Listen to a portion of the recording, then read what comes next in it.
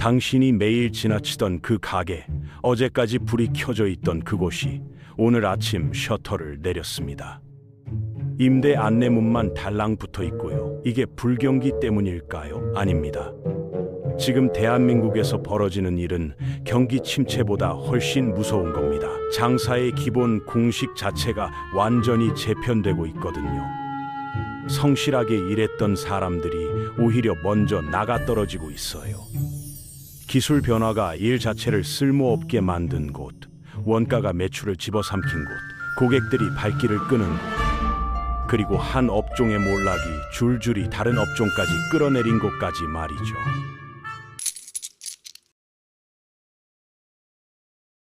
그럼 본격적으로 2026년 한국에서 가장 위험한 업종 12가지를 파헤쳐 보겠습니다. 왜 이들이 한꺼번에 무너지는지 그 이면의 경제 원리를 누구나 이해할 수 있게 풀어드릴게요.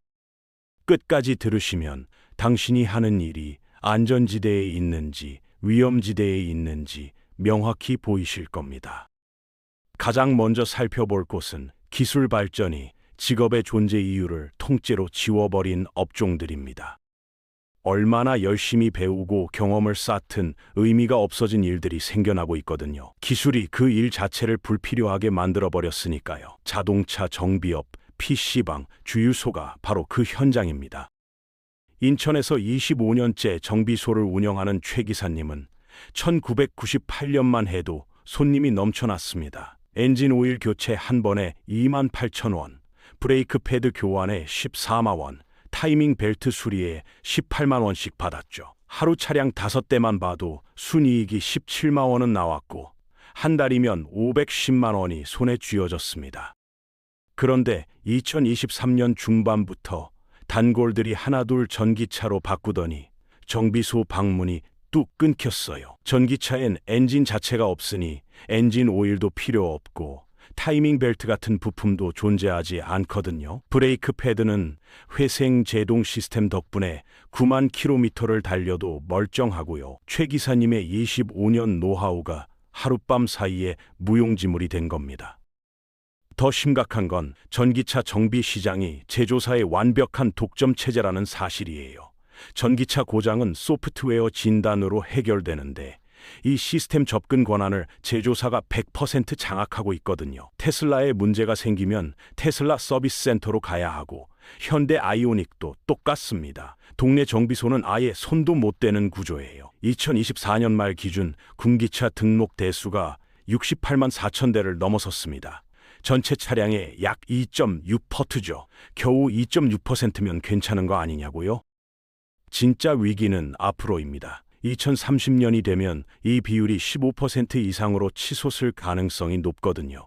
차량 7대 중 1대가 전기차로 바뀌는 겁니다. 동네 정비소 입장에선 고객의 15%가 증발하는 상황이에요. 최 기사님은 전기차 정비 자격증을 딸까 알아봤습니다. 교육비만 460만 원, 진단 장비 구입에 2,100만 원이 추가로 들어가더군요. 그런데 장비를 사도 제조사가 소프트웨어 접근 권한을 안 주면 아무 소용이 없어요.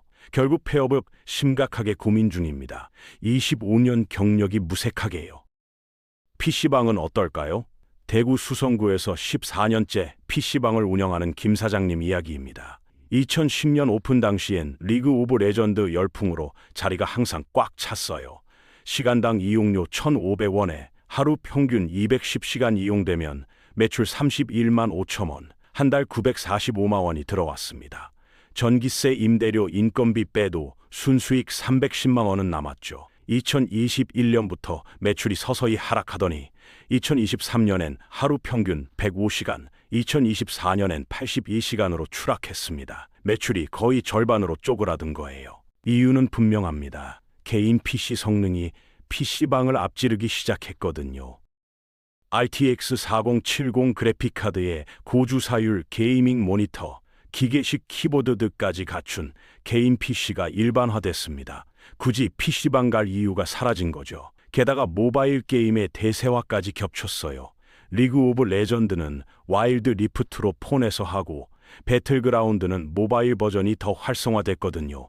PC방의 존재 이유 자체가 흔들리는 상황입니다. 김 사장님은 최신 그래픽 카드로 컴퓨터 50대 50대 교체했습니다. 5,200만 원이 들어갔어요.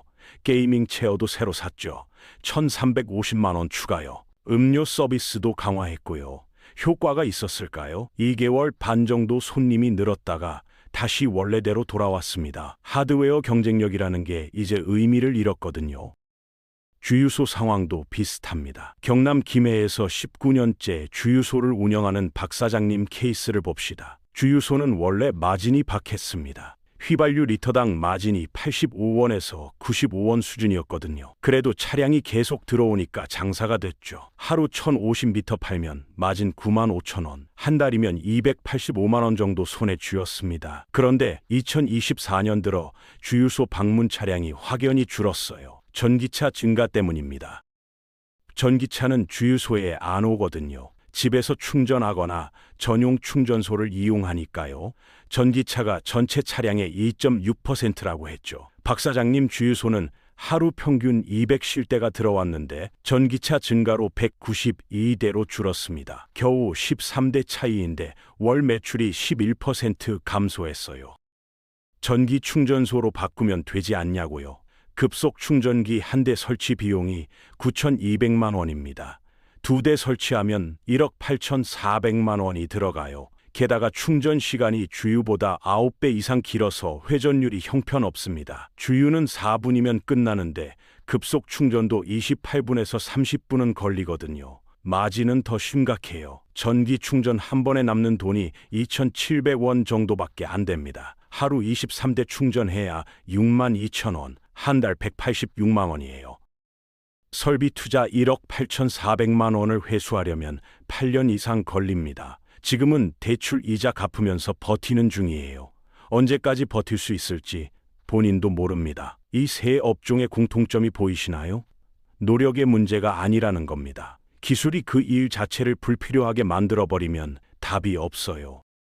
이번엔 비용 구조가 수익을 완전히 잠식해버린 업종들을 봅시다. 손님이 많아도 매출이 올라도 열심히 일해도 남는 게 없는 구조로 변해버린 곳들이죠. 살아있지만 죽은 것이나 다름없는 좀비 사업이 된 겁니다. 김밥집, 목욕탕, 화물 운송이 그 주인공입니다. 부산 사하구 김밥집 9년차 이사장님 사례부터 들어가 봅시다. 김밥 한 줄 가격이 3,000원입니다. 손님들은 김밥이 왜 이렇게 비싸졌냐고 불평하지만 사장 입장에선 이미 한개 가격이에요. 원재료비부터 계산해 볼까요? 김 190원, 밥 290원, 단무지 110원, 햅 210원, 당근, 시금치, 우엉 310원, 참기름, 소금, 발 10원, 총합 1,220원입니다. 김밥 한 줄 팔면 1,780원 남는 거 맞죠? 착각입니다. 여기서부터 진짜 계산이 시작되거든요. 인건비를 봅시다. 2025년 최저임금이 시급 1만 30원이에요. 하루 8시간 일하는 직원 1명 월급이 주유수당 포함해서 월 176만 원, 4대 보험까지 포함하면 194만 원을 넘어갑니다. 김밥으로 환산하면요. 월 194만 원을 1,780원으로 나누면 1,090줄이에요. 하루로 나누면 약 49줄입니다. 하루에 김밥 49줄을 팔아야 직원 1명 월급이 나오는 거예요. 임대료가 있습니다. 사하구 골목 상권 11평짜리 가게의 임대료가 월 135만 원이에요. 김밥으로 환산하면 758줄, 하루 34줄을 더 팔아야 합니다. 전기세, 가스비, 수도세까지 합치면 월 48만 원, 김밥 270줄, 하루 12줄이고요. 정리해봅시다. 인건비 49줄, 임대료 34줄, 공과금 12줄, 하루 95줄이에요. 하루에 김밥 95줄을 팔아야 겨우 본전인 겁니다. 이 사장님은 혼자서 가게를 운영합니다. 직원을 안 써요. 아침 6시 20분에 출근해서 밤 9시 40분에 퇴근합니다. 하루 15시간 20분을 일하는 거죠. 그래야 인건비 49줄을 아낄 수 있거든요. 그럼 하루 46줄만 팔면 되는 거 아니냐고요? 배달 플랫폼 수수료가 남았습니다. 요즘은 김밥집도 배달 안 하면 버티기 힘들어요. 배달의 민족, 쿠팡이츠, 수수료가 15%에서 19%입니다. 3,000원짜리 김밥 배달하면 450원에서 570원이 수수료로 빠져나가요. 남은 마진 1,780원에서 수수료 570원 빼면 1,210원이에요. 원재료비 1,220원이랑 거의 비슷한 수준입니다. 배달 김밥은 팔아봤자 남는 게 거의 없는 거예요. 이 사장님은 하루 15시간 20분 일해서 한 달 순수익 178만 원 정도 벌고 있습니다. 시급으로 환산하면 3,880원이에요. 최저임금의 38%밖에 안 되는 거죠. 가격을 올리면 되지 않냐고요? 손님이 45% 이상 줄어듭니다. 다시 내릴 수밖에 없어요. 대전 중구 목욕탕 24년 차 정 사장님 이야기를 들어봅시다. 목욕탕은 물과 가스를 미친 듯이 소비합니다. 하루 종일 온수를 38도에서 40도로 유지해야 하고 사우나는 85도에서 90도로 데워야 하고 여름엔 냉방도 돌려야 하죠. 하루 운영비가 얼마나 나올까요? 가스비부터요. 하루 24시간 보일러 돌리고 사우나 온도 유지하는데 LNG가 어마어마하게 들어갑니다. 하루 가스비 34만 원이에요. 한 달이면 1,020만 원입니다. 전기는요, 펌프, 환풍기, 조명, 냉방기 전부 합쳐서 하루 23만 원, 한 달 690만 원이고요. 수도세는 하루 5,000원, 한 달 285만 원입니다. 가스 1,020만 원, 전기 690만 원, 수도 285원, 한 달 1,909만 원이 고정비용이에요. 직원 인건비가 있습니다. 프런트 2명, 청소 2명, 보일러공 1명, 최소 5명은 있어야 돌아가요. 인건비 한 달 970만 원이 추가로 들어갑니다. 임대료는요. 목욕탕 건물이 자가라면 다행인데 월세면 490만 원은 나갑니다. 총 고정 비용이 가스, 전기, 수도 1,995만 원, 인건비 970만료, 임대료 490만 원, 한 달 3,455만 원입니다. 매출은 얼마나 돼야 할까요? 입장료가 9,500원이라고 하면 한 달에 3,637명이 와야 본전이에요. 하루로 나누면 121명입니다. 정 사장님 목욕탕은 평일 68명, 주말 145명 정도 옵니다. 평균 하루 95명이에요.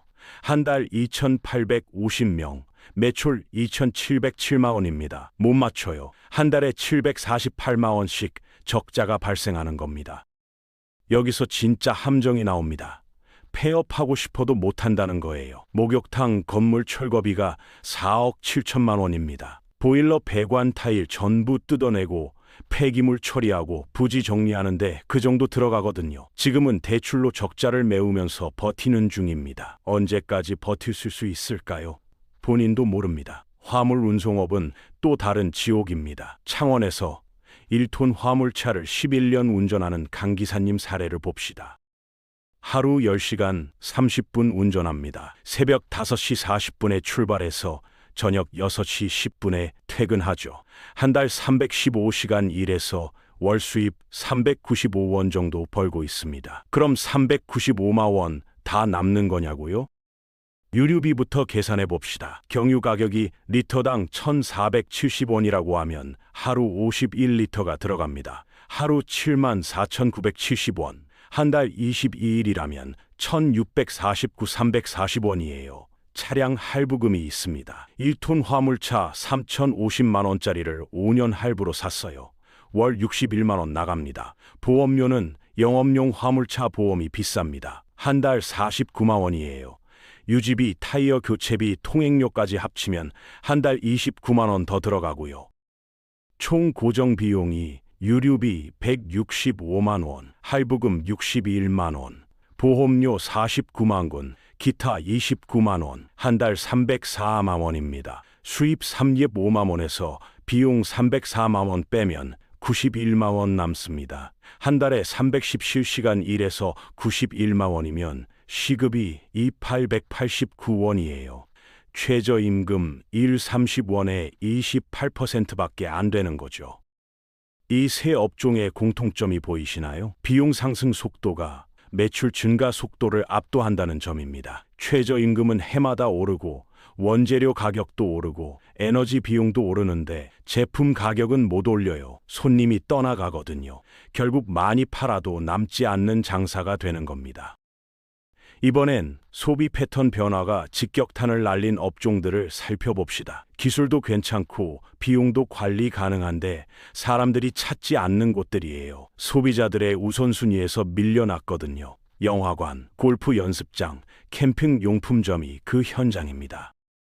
서울 노원구에 사는 34세 회사원 한모 씨는 영화광이었습니다. 2017년엔 한 달에 6번 극장을 갔어요. 개봉작은 거의 다 봤죠. 그런데 2024년엔 단 한 번도 극장에 가지 않았습니다. 비용 계산을 해봅시다. 영화관 비용입니다. CGV 여표 14,800원, 팝콘 콤보 11,800원, 주차비 4,200원, 왕복 교통비 5,000원, 총 35,800원이에요. 2시간 10분짜리 영화 한 편 보는데 35,800원이 들어가는 겁니다. 넷플릭스는요. 프리미엄 요금제가 한 달 17,000원이에요. 한 달 동안 영화 28편을 봐도 17,000원입니다. 영화 한 편당 607원인 거죠. 극장은 한 편에 35,800원, OTT는 한 편에 607원, 59배 차이가 납니다. 그래도 극장은 대형 스크린이랑 음향 시스템이 다르지 않냐고요? 맞는 말입니다. 하지만 집엔 58인치 TV가 있고 사운드바도 있어요. 화질 차이를 거의 못 느낍니다. 게다가 극장은 불편해요. 정해진 시간에 맞춰 가야 하고 좌석이 불편하고 옆 사람 소리가 거슬리고 화장실 가고 싶어도 참아야 하죠. 집에서 OTT로 보면요. 편한 소파에 앉아서 원하는 시간에 보고 멈추고 싶을 때 멈추고 대감기도 자유롭습니다. 계산이 끝났어요. 극장화 한 편 대 넷플릭스 영화 59편. 굳이 극장 갈 이유가 있나요? 없습니다. 여기서 중요한 팩트 하나가 있습니다. 영화관 매출의 63% 이상이 팝콘과 음료에서 나와요. 영화표만으론 이익이 거의 안 나거든요. 극장은 사실상 팝콘 판매점이에요. 영화는 팝콘 팔기 위한 수단이죠. OTT 시대가 되면서 극장 방문 자체가 줄어드니까 팝콘도 안 팔리는 겁니다. 2019년 전국 관객 수가 2억 668만 명이었는데 2024년엔 1억 2,312만 명으로 거의 절반이 됐습니다. 극장 절반이 문 닫을 수 있는 수치예요. 영화관이 나빠서가 아닙니다. 소비자가 더 합리적인 선택을 한 거예요. 광주 서구에 사는 36세 직장인 최모 씨는 2021년에 골프를 시작했습니다. 레슨 5개월 받고 스크린 골프장 다니면서 실력을 키웠어요. 이제 필드에 나갈 때가 됐죠. 필드 나가는데 드는 비용을 계산해보니 충격을 받았습니다. 비회원제 골프장 주말 그린피가 24만 원이에요. 캐디피 4만 8천 원, 카트비 3만 원, 식사비 2만 7천 원, 총 34만 5천 초래입니다. 라운드 한 번에 34만 5천 원이죠. 스크린 골프는요. 한 게임에 2만 9천 원입니다. 필드 한 번 비용으로 스크린 11번 이상 칠 수 있어요. 시간도 천지 차이입니다. 필드는 라운드 5시간에 이동 시간 2시간, 총 7시간 걸려요. 스크린은 1시간이면 끝납니다. 같은 주말인데 시간이 7배 차이 나는 거예요. 게다가 날씨 걱정도 없고 실력 향상엔 스크린이 더 효과적입니다. 필드는 한 번 치면 끝인데 스크린은 같은 홀을 20번이라도 연습할 수 있거든요. 결론이 나왔습니다. 필드는 1년에 한두 번만 가고 평소엔 스크린으로 즐기자는 거예요. 이게 요즘 젊은 골퍼들의 공통된 선택입니다. 골프장은 어떻게 될까요? 고급 골프장은 괜찮아요. 회원권 프리미엄 코스는 부유층이 계속 찾거든요. 문제는 중저가 퍼블릭 골프장입니다. 젊은 층이 안 오니까 매출이 급락하는 거예요. 골프가 인기 없어진 게 아닙니다. 소비 방식이 필드에서 스크린으로 이동한 거죠. 수원시 아웃도어 매장 사례를 봅시다. 2020년 코로나 시기엔 대박이었어요. 텐트, 침낭, 버너, 의자, 테이블 주문이 쏟아졌습니다. 한 달 매출이 2,950만 원을 넘었죠. 사람들이 해외여행 못 가고 실내 활동이 제한되니까 캠핑으로 몰려들었거든요. 2023년부터 매출이 가파르게 떨어지기 시작했습니다. 2024년엔 한 달 매출이 920만 원으로 뚝 떨어졌어요. 3분의 1로 쪼그라든 겁니다. 사람들이 이미 다 구매했기 때문이에요. 텐트는 한 번 사면 7년은 쓰고 침낭도 마찬가지입니다. 2020년에 장비 갖춘 사람들이 2024년에 또 살 이유가 없는 거죠. 신규 수요는 계속 들어오는데 그 규모가 코로나 시절의 10%밖에 안 됩니다. 캠핑은 여전히 인기지만 장비 구매는 급감하고 있어요. 요즘은 렌털 서비스가 활성화돼서 굳이 사지 않고 빌려 쓰는 사람이 많아졌거든요. 29만 원짜리 텐트를 사는 대신 29,000원에 빌리는 겁니다. 매장 임대료 월 190만 원, 인건비 월 204만 원을 감당하기 힘들어졌습니다. 매출 920만 원에서 원가 560만 원 빼면 마진 360만 원이에요. 고정비 430만 원인데 마진이 360만 원이면 한 달에 70만 원씩 적자입니다. 폐업을 심각하게 고민 중이에요. 이 세 업종의 공통점이 보이시나요? 사라지는 게 아니라는 점입니다. 다만 소비 우선순위에서 밀려난 거예요. 사람들이 같은 돈으로 더 효율적인 선택을 하기 시작했고 그 과정에서 영화관, 골프장, 캠핑 매장이 타격을 입은 겁니다. 마지막으로 구조 붕괴가 만들어낸 연쇄 침몰 업종들을 살펴봅시다. 자기는 잘못한 게 없는데 다른 산업이 무너지니까 함께 무너지는 곳들이에요. 도미노처럼 쓰러지는 연쇄 파산이죠. 동대문 의류 도매, 부동산 중개, 인테리어와 가구점이 그 현장입니다.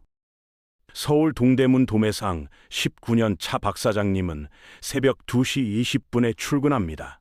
전국에서 올라온 소매상들한테 옷을 팔아야 하거든요.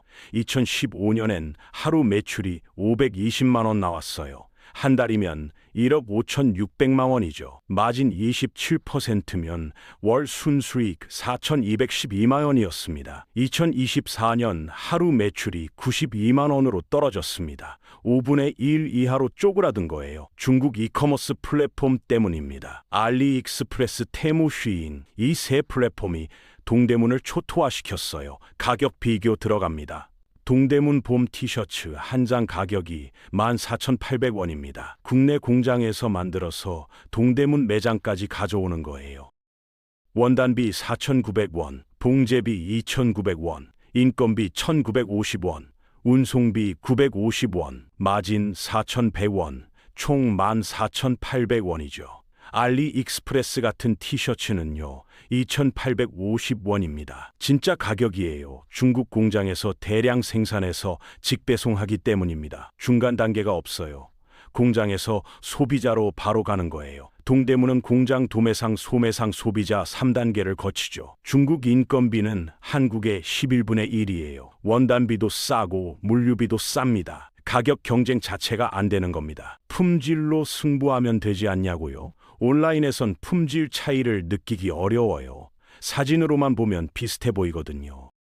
소비자 입장에선 14,800원대 2,850원. 일단 2,850원짜리 사보고 안 좋으면 버리지 뭐. 이렇게 생각합니다. 한 달 매출 2,760만 원에서 마진 745만 원 남습니다. 여기서 임대료 495만 원, 인건비 210만 원 빼면 순수익 마이너스 40만 원이에요. 19년 하던 장사가 이제 적자 사업이 된 겁니다. 안양시 부동산 중개소 16년 차 김 사장님 이야기입니다.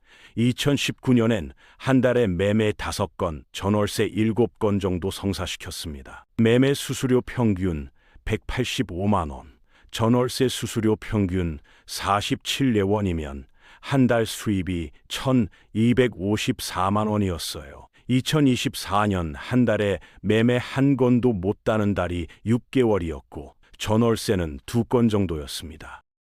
수입이 월 94만 원밖에 안 돼요. 13분의 1로 쪼그라든 겁니다. 두 가지 이유가 있습니다. 첫째는 거래량 급감입니다. 금리가 올라서 대출받기 어려워졌고 집값은 여전히 비싸서 매수 수요가 증발했어요. 2024년 주택 매매 거래량이 64 2천 건으로 즉 10년 평균의 68% 수준에 불과했습니다. 거래가 안 되니까 중개 수수료도 못 받는 거예요. 둘째는 플랫폼 직거래예요.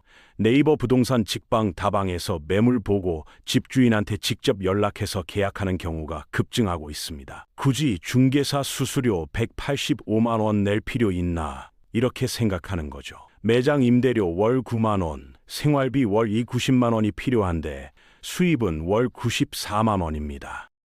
한 달에 294만 원씩 적자예요. 예금에서 빼서 메우고 있는데 예금이 바닥나면 폐업해야 합니다. 용인시 인테리어 회사 10년 차와 구로구 가구점 두 업종을 함께 봅시다. 인테리어 회사는 2019년엔 한 달에 아파트 인테리어 6건 정도 했습니다. 건당 1,850만 원이면 한 달 매출 1억 1,100만 원, 순수익 2,715만 원 정도 남았어요. 2024년 한 달에 한 건도 못 따는 달이 6개월 연속입니다. 인테리어 수요는 어디서 나올까요? 신축 아파트 입주, 이사, 리모델링 이 세 가지예요. 2024년 이후 건설 경기가 완전히 얼어붙었습니다. 분양 물량이 급감하고 미분양이 쌓이고 이사 수요도 사라졌어요. 인테리어 할 집 자체가 없는 겁니다. 가구점도 마찬가지입니다. 가구점은 2019년 한 달 매출이 5,200만 원이었어요. 새 아파트로 이사가는 사람들이 가구 세트를 통째로 사갔거든요. 침대, 소파, 식탁, 옷장 한 세트에 910만 원씩 했죠. 2024년 한 달 매출이 940만 원으로 떨어졌습니다. 5분의 1 이하예요. 이사가 안 일어나니까 가구도 안 팔리는 겁니다. 핵심은 이겁니다. 건설 부동산 인테리어 가구는 하나의 생태계예요. 도미노처럼 연결돼 있습니다. 건설이 무너지면 부동산 거래가 줄고, 거래가 줄면 인테리어 수요가 사라지고, 인테리어가 안 되면 가구가 안 팔려요. 한 곳이 무너지면 전부 무너지는 구조입니다. 지금 대출 이자 갚으면서 버티고 있습니다. 언제까지 버틸 수 있을까요? 본인들도 모릅니다. 여기까지입니다. 동네 정비소, PC방, 주유소, 기술이 지워버린 업종, 김밥집, 목욕탕, 화물차, 비용이 집어삼킨 업종, 영화관, 골프장, 캠핑 매장, 소비 패터리 버린 업종, 동대문 부동산 인테리어, 도미노로 쓰러진 업종, 총 12개 업종입니다. 2026년 1월, 오늘도 이 업종들은 무너지고 있습니다. 곧 뉴스에서 폐업률 역대 최고라는 기사가 나와도 놀라지 마세요. 이미 예견된 일이니까요. 하지만 아직 늦지 않았습니다. 선택할 시간이 남아 있어요. 지금 당신이 하는 일을 한번 떠올려 보세요. 그 일은 기술이 바뀌어도 여전히 필요한 일입니까? 비용이 올라도 가격을 올릴 수 있는 일입니까? 소비 습관이 바뀌어도 사람들이 계속 찾는 일입니까? 다른 산업이 무너져도 혼자 살아남을 수 있는 일입니까? 답이 안 나온다면 당신은 위험지대에 서 있는 겁니다.